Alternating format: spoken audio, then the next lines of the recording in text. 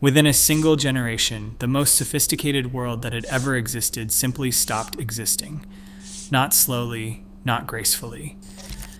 The great palace complexes of Mycenaean Greece burned to the ground. The Hittite Empire vanished so completely that later civilizations forgot it had ever existed. Ugarit, the jewel of the Levantine coast, was reduced to ash. Egypt survived, barely, and never truly recovered. For centuries, scholars had a name for the force behind this catastrophe: the Sea Peoples. But a name is not an explanation. Where did they come from? What drove them? And what became of them after? For most of the time those questions were asked, the tools to answer them simply didn't exist. Then scientists began extracting ancient DNA from 3,200-year-old bones, and the past started speaking in an entirely new language. This is what those bones revealed, and it is far more human than anyone had expected. To understand what was lost, you first need to understand what existed.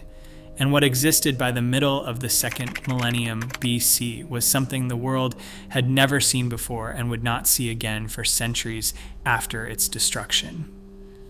Picture a trading vessel somewhere in the eastern Mediterranean around 1300 BC. In its hold, copper ingots from Cyprus, tin from the mountains of Afghanistan, amber from the Baltic coast, ivory from Africa, pottery from Greece, grain from Egypt. A single ship carrying the material output of half the known world. We know this vessel existed because archaeologists pulled it from the seabed off the coast of southwestern Turkey in 1984. The Uluburun shipwreck, a 50-foot trading vessel whose cargo represented virtually every major civilization of the Late Bronze Age, including evidence of a multinational crew capable of conversing across the languages of an interconnected world. That ship is not an anomaly. It is a symbol. By the 14th and 13th centuries BC, the great powers of the eastern Mediterranean had built something genuinely unprecedented: a system. Egypt in the southwest, the Hittite Empire dominating Anatolia, Mycenaean Greece to the northwest, Babylon and Assyria anchoring the east, smaller but wealthy kingdoms like Ugarit threading the connections between them. These powers traded with each other, corresponded with each other, intermarried with each other. We know this because 350 cuneiform tablets discovered at Amarna in Egypt preserve the actual diplomatic correspondence of this age. Great kings addressing each other as brothers, negotiating trade agreements, requesting shipments of gold, complaining when the shipments arrived short. The shared language of all this correspondence was Babylonian. Not because Babylon dominated the others, but because centuries of contact had naturally produced a common diplomatic tongue. That detail alone tells you something important about how deeply integrated this world had become. What held it together militarily was the chariot. Fast, expensive, devastatingly effective, it was the tank of the Bronze Age and the perfect instrument of centralized power. Building one required skilled craftsmen, trained horses, professional warriors, and a surplus economy to sustain all of it. The chariot didn't just win battles, it encoded power into a technology that only wealthy states could afford. And that dependency had a vulnerability buried inside it. By the late 13th century BC, the reports filtering across this system were deeply troubling. Famine was gripping the Hittite highlands. New fortifications were rising in Greece, and a letter from the king of Ugarit carried words that no one who read them could fully comprehend. "The ships of the enemy," he wrote, "have been seen." The most stable world that had ever existed was standing at the edge of something in Haban. It had no framework to anticipate. Then, around 1177 BCE, black sails appeared off the Egyptian coast. A fleet of war vessels moving into the mouth of the Nile, powered and fast, carrying warriors whose appearance struck the Egyptians as genuinely foreign. Some wore feathered headdresses, others wore horned helmets. Their armor mixed heavy plate with light leather. Their weapons were built around long, slashing swords and javelins, rather than the bows and spears that had defined Bronze Age warfare for centuries. They were not a uniformed army representing a single state. They were something harder to categorize: a confederation, a coalition of peoples moving together with a shared purpose, even if their origins were scattered across half the medieval world. Pharaoh Ramesses III met them on the Nile, and according to Ramesses III, he won. This is where the historian's instinct for skepticism becomes essential. Pharaohs never lost. The monumental inscriptions carved into the walls of Medinet Habu describe a total and glorious Egyptian victory in the language that royal propaganda had been perfecting for 1,000 years. The enemy is crushed. The pharaoh is triumphant. The gods are satisfied. What makes the Medinet Habu account unusual is not its triumphalism, but the scale of the threat it felt compelled to describe. No land, the inscription declares, had been able to stand before these invaders. They had already torn through Hatti, through Carchemish, through Arzawa, through Alashia, a trail of destruction matching the archaeological record of collapsed civilizations across the entire eastern Mediterranean, ending at Egypt's door. A pharaoh who was genuinely winning didn't need to explain quite so carefully how dangerous the enemy had been. The named groups carved into those reliefs have occupied scholars ever since. The Peliset, the Checker, the Shekelesh, the Denyen, the Weshesh. 5 peoples named in the 1177 BCE account, part of a larger roster appearing across Egyptian sources spanning several decades. Because this was not a single event, and that detail is consistently underappreciated. The attack on Ramesses was the second major invasion attempt on Egypt within 30 years. But perhaps the most revealing detail preserved at Medinet Habu is not the warriors at all. Alongside the warships and the fighting men, the reliefs show ox carts loaded with women, children, and possessions.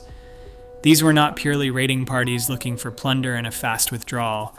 At least some of these people were moving, bringing everything they owned, looking for somewhere to land permanently.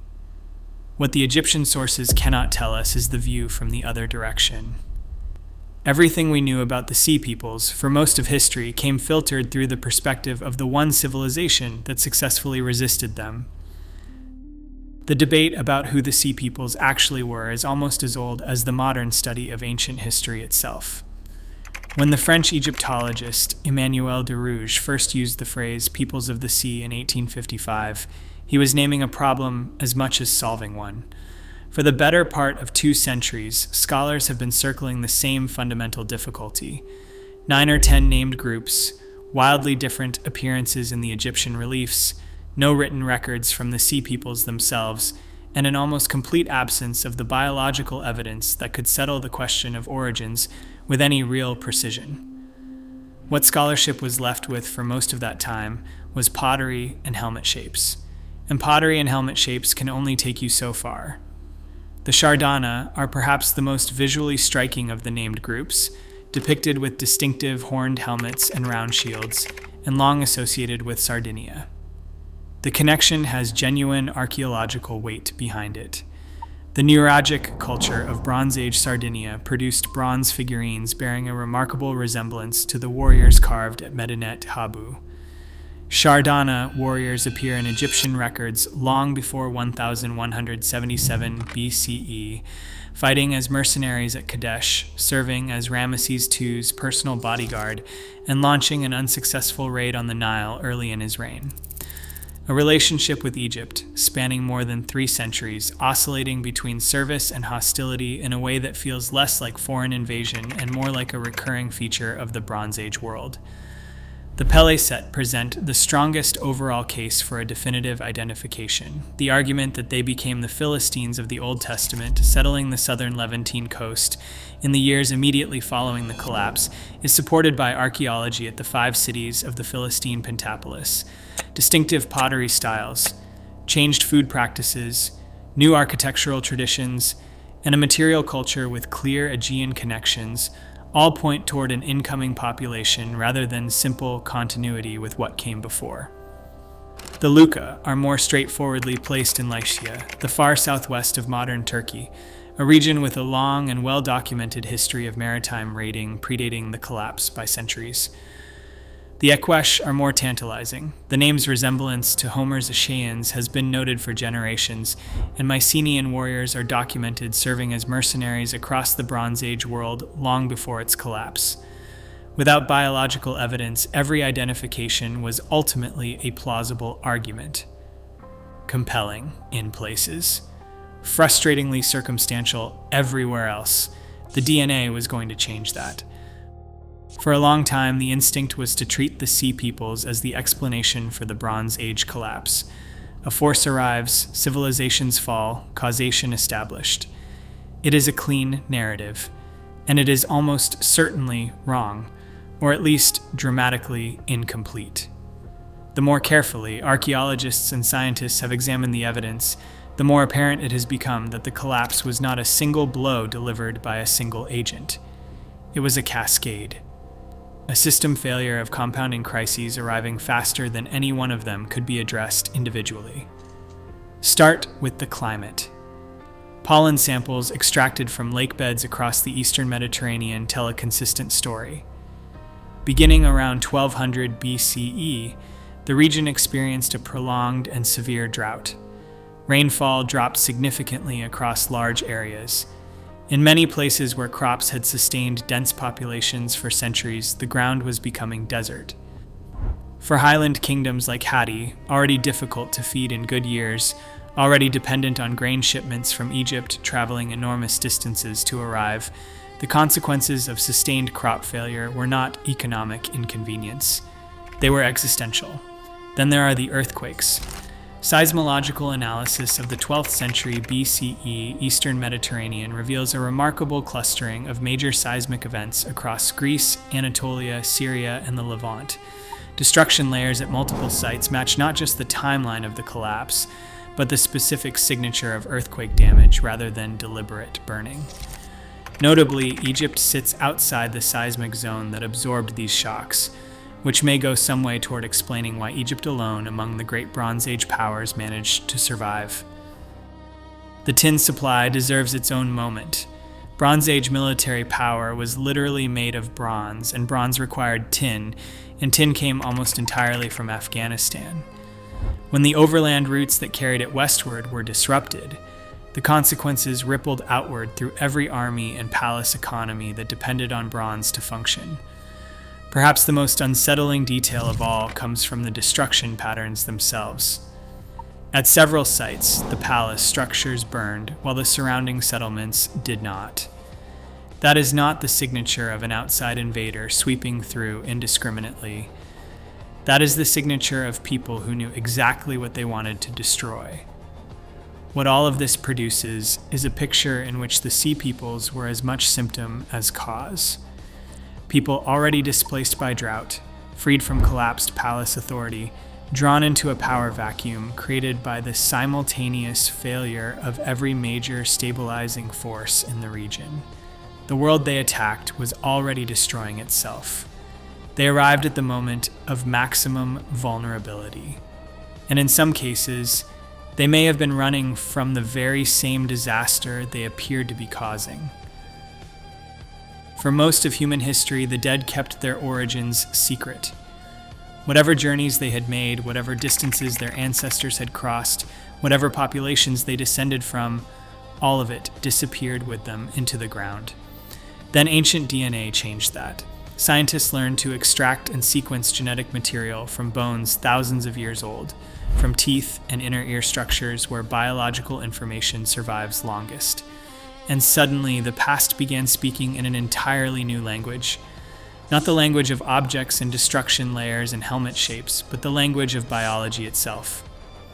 When that language was applied to the question of the Sea Peoples, it did not produce a single clean answer. What it produced was something considerably more interesting. The most significant genetic study to directly address the question focused on the Philistines, the group with the strongest archaeological case for a Sea People's origin. Researchers extracted ancient DNA from individuals buried in the earliest layers of Ashkelon, one of the 5 cities of the Philistine Pentapolis, covering the period from the Bronze Age through the Iron Age. What they found was a clear and unambiguous signal of European ancestry in the earliest Philistine burials, ancestry that was simply absent in the Canaanite population that had occupied the same region in the preceding centuries. This was not a marginal statistical trace. It was a genuine biological discontinuity, marking the arrival of a population from somewhere else. The ancestry component pointed specifically towards southern Europe and the Aegean. For the first time, the archaeological argument and the genetic argument were pointing in the same direction simultaneously. Then came the detail that speaks most directly to what actually happened to these people. Within 2 or 3 generations, the distinct European genetic signal present in the earliest Philistine burials begins to fade. By the later Iron Age layers at Ashkelon, it has blended substantially into the surrounding Levantine population.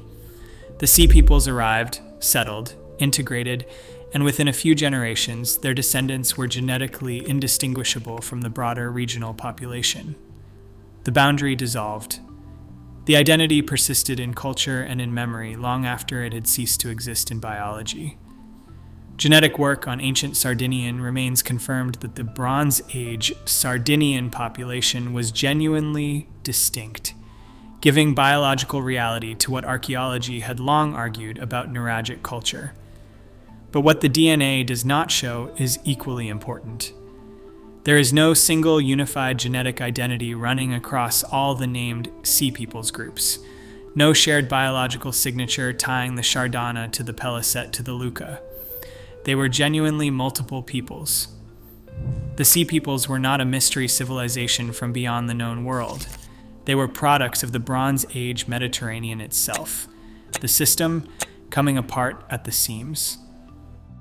The Sea Peoples did not disappear after Egypt. That is the part of the story that tends to get lost in the drama of the collapse itself. Ramesses III's own inscriptions record something that his triumphalist framing cannot quite conceal. He settled defeated Sea Peoples groups in Canaan as Egyptian vassals. The Peliset, in particular, were planted along the southern Levantine coast, functioning in practice as a buffer population guarding the imperial frontier against further instability from the north and east. It was a pragmatic solution to a problem that military victory alone had not resolved. You could turn back a fleet on the Nile. You could not turn back the displacement of entire populations with nowhere else to go. The Philistine Pentapolis that grew from this settlement became one of the most archaeologically visible cultures of the early Iron Age. At Ashkelon, Ashdod, Ekron, Gath, and Gaza, the material fingerprint of an incoming population is unmistakable. Aegean-style pottery appears in the earliest occupation layers, distinct from anything produced in Canaan before the collapse. Food practices changed. Pork and beef, strongly associated with the Aegean world, but not typically with the region, appear in the faunal record. Architecture shifted. A culture was establishing itself, drawing on origins it had carried across the Mediterranean while slowly absorbing the landscape it had landed in. That culture achieved a kind of immortality its founders could not have anticipated. The Philistines of the Old Testament, the great antagonists of early Israelite history, the people of Goliath, preserved the memory of the Sea Peoples in one of the most widely read texts in human history. Their name outlasted their cities, their language, their biology, and very nearly their archaeology. The Shardana followed a different path. Evidence of Shardana mercenaries serving in Egyptian armies extends more than 3 centuries beyond the collapse, appearing in administrative documents through the 20th dynasty.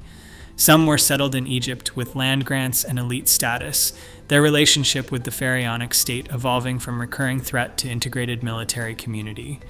It is not so different from the Germanic soldiers who rose to prominence within the late Roman army. The parallel is uncomfortable but instructive. Cyprus emerges from the evidence as something else entirely.